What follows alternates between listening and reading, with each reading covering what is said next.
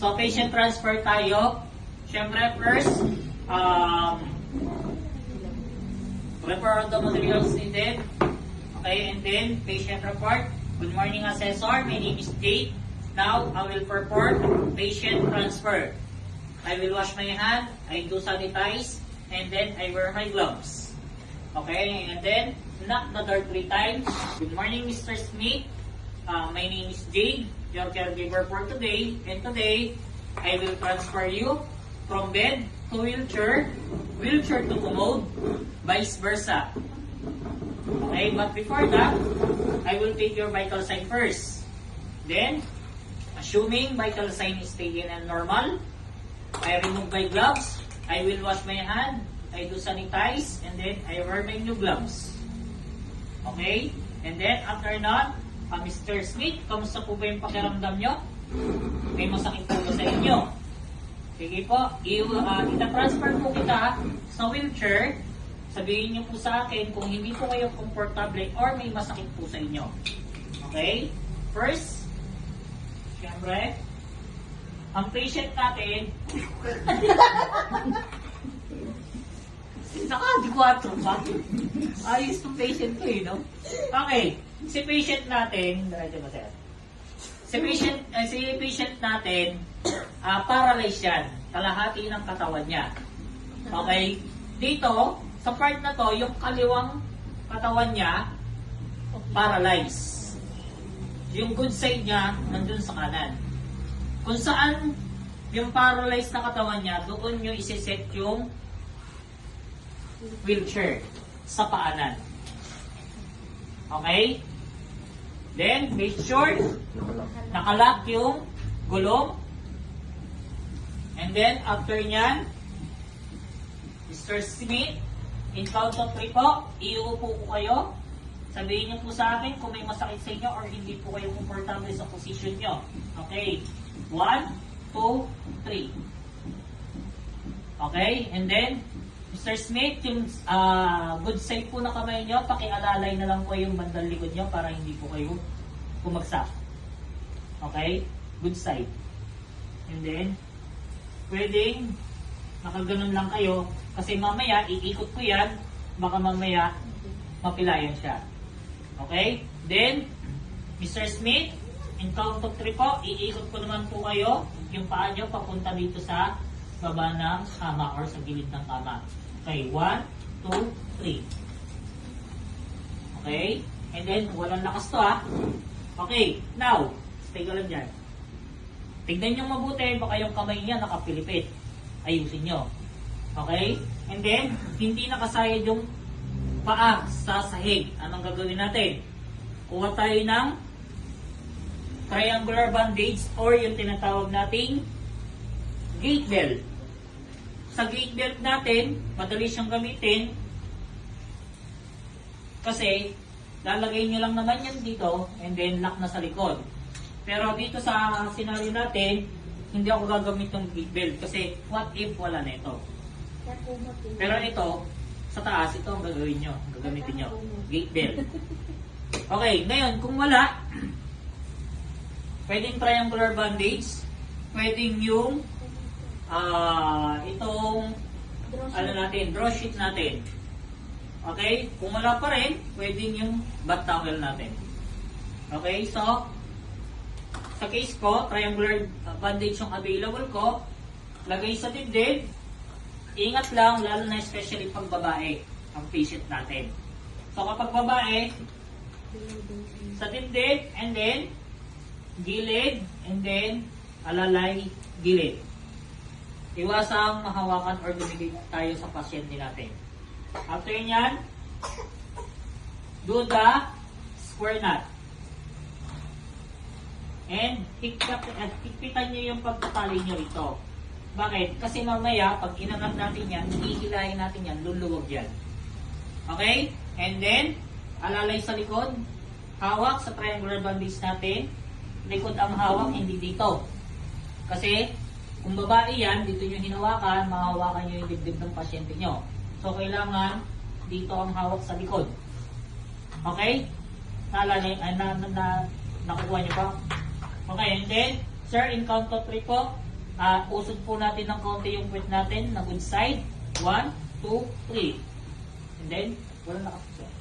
Then, in count of 3, yung bad side po, itutulak ko po. 1, 2, 3. Hanggang sa, tulak ko po. 1, 2, 3. Hanggang sa, maabot niya yung sahig. Pag abot niya na yung sahig, dalawang tuhod, pagdikitin. Okay, and then after nyan, yung bad side niya, alalayan ng paa natin, ay ng tuhod natin. Okay, pag tumayo yan, pag tinayo ko siya, itong tuhod ko, itutulak ko yung tuhod niya para makatayo siya na maayos. Tandaan nyo, walang lakas to, paralyze yan. Okay, so, hawak ulit sa likod, sa may likod, triangular bandage. Sir, in count of 3 po, tatayo tayo. Yung strong part po na kamay nyo, pakilagay po sa balikat ko. Okay, in count of 3. 1, 2, 3. Tulak yung tuhod. Para tumayo siya. Okay, and then after nyan, sir, in count of 3 po, hakbang nyo po yung good side po na paa nyo papunta sa wheelchair. Okay, 1, 2, 3, hakbang. And then tulak yung paa na bad side niya. Hakbang, tulak, hakbang, tulak. Okay, and then, in count of 3 po, iupo ko po kayo sa wheelchair. Yung strong part po na kamay nyo, pakialalay po sa hawakan ng wheelchair. Okay, 1, 2, 3. Yung bata.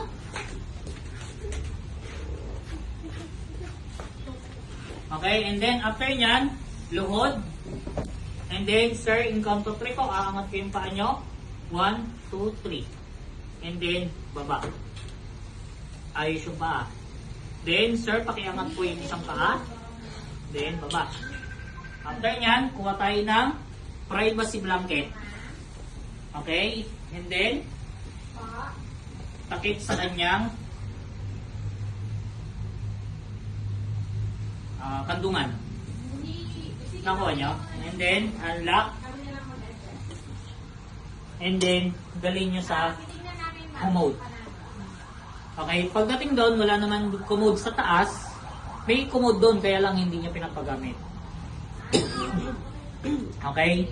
Pero, kung paano ko siya i-transfer, ganun din ang gagawin nyo. Ngayon, ibabalik ko ngayon siya sa bed. Assuming, galing siya ng commode, binalik ko siya rito sa wheelchair. Ngayon, babalik ko na siya sa higaan niya. Ang pwesto nito kanina, nasa paa. Diba? Ngayon naman, nasa ulo yan. Assuming na lang, kasi medyo masikip. Sikip tayo. Okay? And then, make sure nakalock yan. Huwag niyong iwanan yung gulong ng hindi nakalock. Baka pagtalikod mong ganyan, yung pasyente mo nandun na. Sa ER. Nauna pa sa'yo. Nasa ER na pala. Okay, nagpapa-opera na. Okay, tanggal. Unahin yung tanggalin to. And then, after nun, luhod kayo. And then, sir, in count of 3 po, aangat ko yung paa nyo. 1, 2, 3. Then, baba. Sir, pakingangat ko yung paa. Nakukuha nyo. Okay, and then, sir, ito yung tuhod nila, pagtikitin ulit. Sir, in count of 3 po, tatayo ko ulit kayo. Alalay ulit sa tuhod niya. Okay, hawak, and then, yung strong part po ng kamay nyo, pakilagay sa shoulder ko. Then, 1, 2, 3.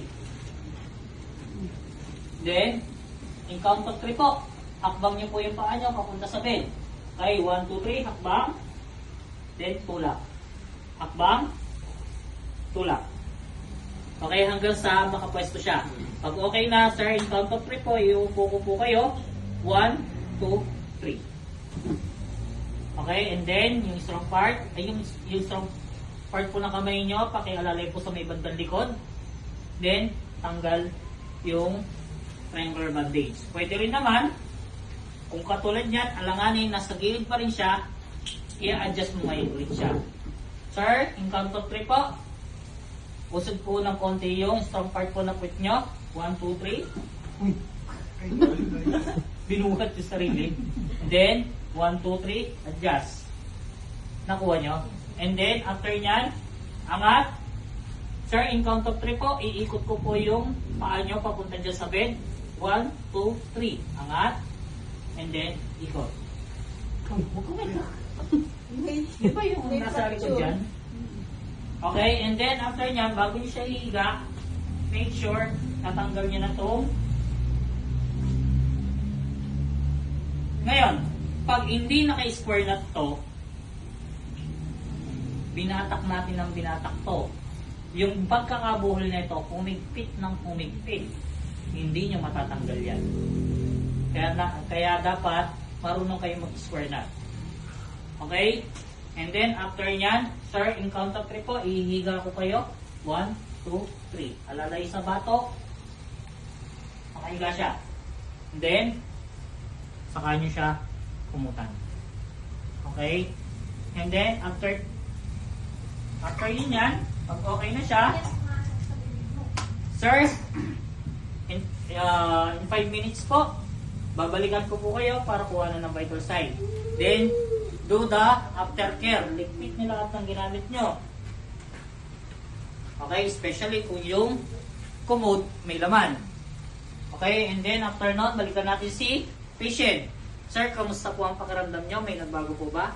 Then, sige po, kuha lang ko lang po kayo or i-check ko lang po yung vital sign nyo. Then, assuming vital sign is taken and normal, remove your gloves, wash your hand, and then do sanitize. And then, Mr. Smith, may kailangan pa po ba kayo? Gusto niyo po bang manood? Baka gusto niyo pong buksan po yung aircon or yung bintana. Kung wala na po kayong kailangan or wala na po kayong pag-uutos, lalabas lang po muna ako. Pag kailangan niyo po ako, nandiyan lang ako sa labas ng pinto. Then, do your care plan. Nakuha niyo pa? Any question, verification, clarification regarding patient transfer?